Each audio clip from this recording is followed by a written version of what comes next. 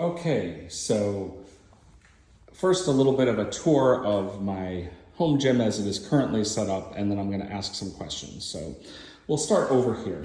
We have our Bells of Steel power rack, which is super awesome, and this is where we do things like squats and bench press and various other fun pieces and parts. You can see I've got some plates and bumper plates and charge plates that are on these little pin pegs. I've got some larger pin pegs coming, which we'll be able to put some more on here but you can see there's a couple at the moment. Kind of cool. Anyway, things happen, right? Fans and such. Little storage over here. This is where we got for our speaker for hearing tunes when working out. Fancy pants. Little holder for towels and such and things. Very important to have the air conditioner because it can get really warm. Dumbbell rack. We got a plate tower that currently is holding the bumper plates. This will change shortly because some of these bigger bumpers will end up over on the rack somehow, and I'll talk about what I'm going to do with this tree in a second. We have another squat rack, can also be used for bench. This is my older one, and kind of another bench over here, and some steel Olympic plates. This is kind of the secondary.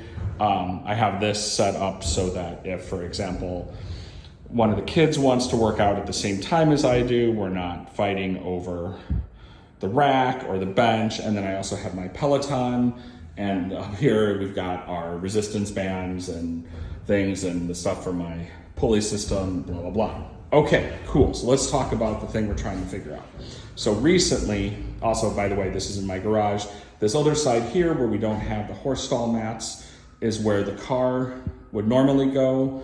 In the nice weather, when the kids have their bikes, I let them have their bikes over here and I just park in the driveway, and then when it gets cold, they won't be riding their bikes. Their bikes can go in the basement, and then I'll put my car in here. But anyway, keep in mind, this is not an area that can be used for gym things. So here's what I'm trying to figure out. Because I used to have the Peloton over on the wall where that banner is hanging, because the power rack was about a foot further away, so the Peloton fit over there, but I didn't like having the power rack there for a couple different reasons. So I said, okay, I need to move it, but this is not really a good setup.